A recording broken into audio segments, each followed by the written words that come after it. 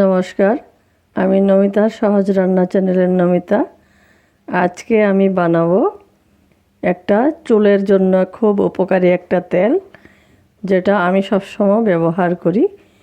তো এর জন্য আমি নিয়েছি কিছু এখানে আমার গাছের থেকে নেওয়া নিম পাতা, আর এখানে নিয়েছি আমি কিছু কারি পাতা, আর কিছু এখানে অ্যালোভেরা আমি পাতলা এরকম স্লাইস করে কেটে নিয়েছি, এরকম পাতলা করে করে। আর এখানে নিয়েছি আমি একটু পেঁয়াজ, একদম পাতলা করে কেটেছি। আর এখানে নিয়েছি আমি 1 চামচ মেথি, আর এখানে একটু 1 চামচের চাইতে একটু কম পরিমাণে নিয়েছি আমি কালো জিরে। আর নিয়েছি আমি সবার চাইতে একটা চুলের জন্য উপকারী, এখানে কিছু আমি আমলকি নিয়েছি। আমলকিগুলিকে আমি কেটে দিয়েছি, কারণ এটা সিদ্ধ করার জন্য সমাজে সবগুলিকে আমি কেটেই দিয়েছি, শুধু পাতাগুলি ছাড়া। তো এগুলি কেটে দিলে তেলের মধ্যে পুরো রসটা বেরিয়ে আসবে। আর এর জন্য নিয়েছি আমি সর্ষের তেল। সর্ষের তেলের মধ্যে আমি এটা ফুটিয়ে নেব। আর সর্ষের তেল আমাদের এই এলাকার জন্য ভালো। আমি শুনেছি নর্থ ইস্ট ইন্ডিয়ার জন্য সর্ষের তেলটা ভালো, নর্থের জন্য বাদাম তেল ভালো, আর সাউথ ইন্ডিয়ান লোকের জন্য নারকেল তেল ভালো। আর আমি নিজেও ব্যবহার করে বুঝতে পেরেছি যে সর্ষের তেলটাতে চুলের গোড়াটা খুব শক্ত হয়, একদম চুলে টানলে বোঝা যায় যে চুলটা কতখানি শক্ত হয়েছে। এখন আমি একটা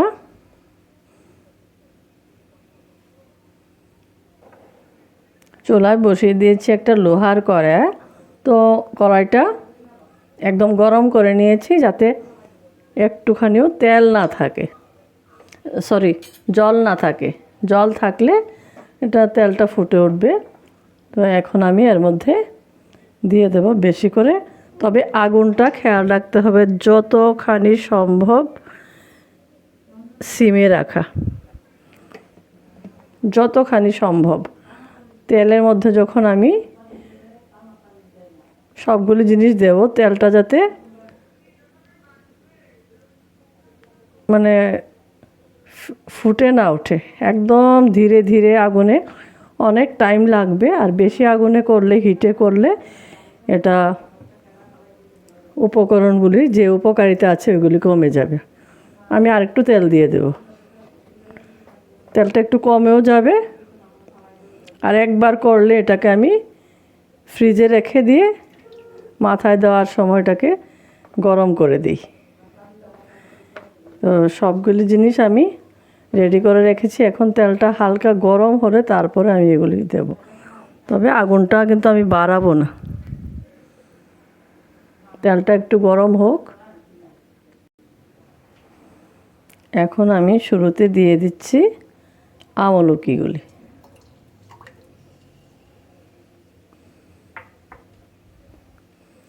আর দিয়ে দেবো আমি এর মধ্যে পেঁয়াজ।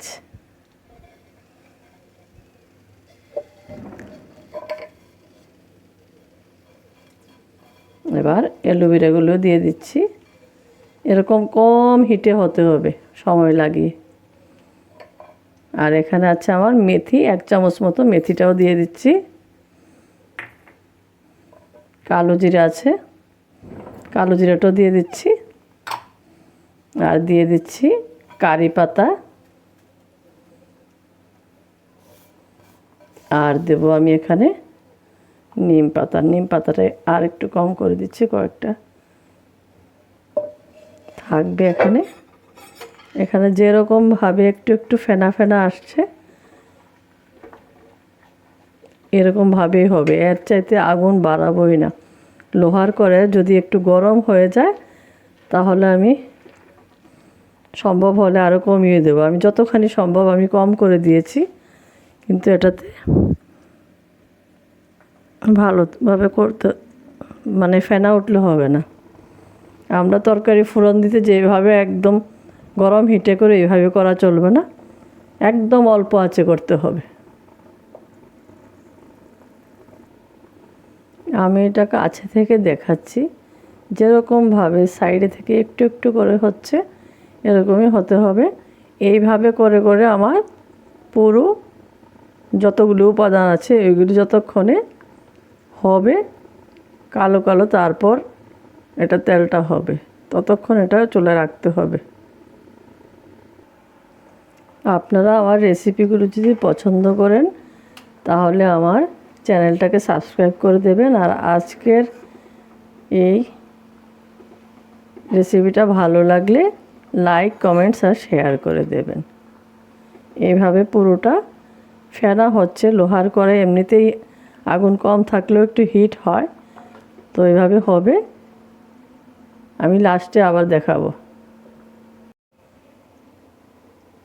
মাঝে এরকম হচ্ছে, যত এর চাইতে আগুনটা আর কমানোই যায় না, চুলা না হয় অফ হয়ে যায়, কিন্তু এরকম একটুখানি ফেনা ফেনা হবে, তাতে ঘাবড়ানোর কিছু নেই। তো লোহার কড়াই এমনিতেই হিট হয়ে যায়, তার জন্য এরকম হচ্ছে। একটা টাইমে যখন সবগুলি উপাদান এর মধ্যে ঠিকভাবে মানে রান্না হয়ে যাবে, সব কিছু বেরিয়ে যাবে, একটু ভাজা ভাজা হয়ে যাবে, আর থাকবে না এর মধ্যে রস, তখন আর ফেনাটা থাকবে না, এটা এমনি এমনি কমে যাবে। আজকের ভিডিওটা বড় হয়ে যাচ্ছে, তবু আমি পুরোপুরি দেখাচ্ছি, কারণ এটা চুলের জন্য ব্যবহার করা হবে। এটা ভালোভাবে যাতে সবাই একদম উপকারটা পায়, তার জন্য আমি পুরোপুরি করছি এইভাবে। তেলটা অনেকখানি কমে গেছে, আর এই ফেনা ফেনা ভাবটাও একটু কমে আসছে। আর যখন পুরোপুরি হয়ে যাবে, ফেনাটা একদম কমে যাবে, এই যে আমার পেঁয়াজগুলো মোটামুটি হয়ে এসছে, আর একটু কালো কালো হবে, তখন আমি গ্যাসটা বন্ধ করে দেব। আর একটু হবে, এই ফেনাটা আরও কমে যাবে, ততক্ষণ এভাবে চুলায় থাকবে।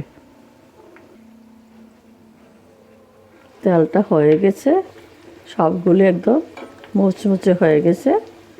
পাতা, অ্যালোভেরা, পেঁয়াজ সব মুচমুচে হয়ে গেছে, আর তেলটা অনেকখানি কমে গেছে। এখন আমি গ্যাসটা বন্ধ করে দেব। ঠান্ডা হয়ে গেলে আমি একটা বোতলে ছেঁকে রেখে দেব, একটা বয়ামে। এখন এটা আমি ঠান্ডা হতে দেব। আমার তেলটা ঠান্ডা হয়ে গেছে, এখন আমি একটা ছাঁকনি দিয়ে ছেঁকে নিচ্ছি।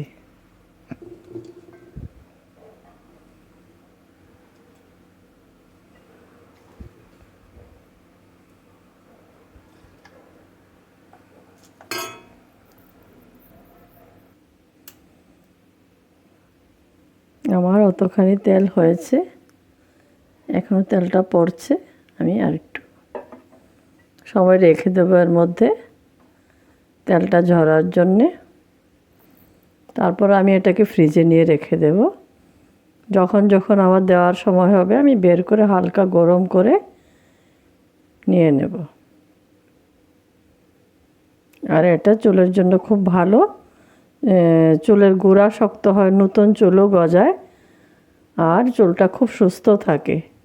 আপনারা সবাই এইভাবে বানিয়ে একবার ব্যবহার করবেন, দেখবেন খুব ভালো উপকার পাবেন।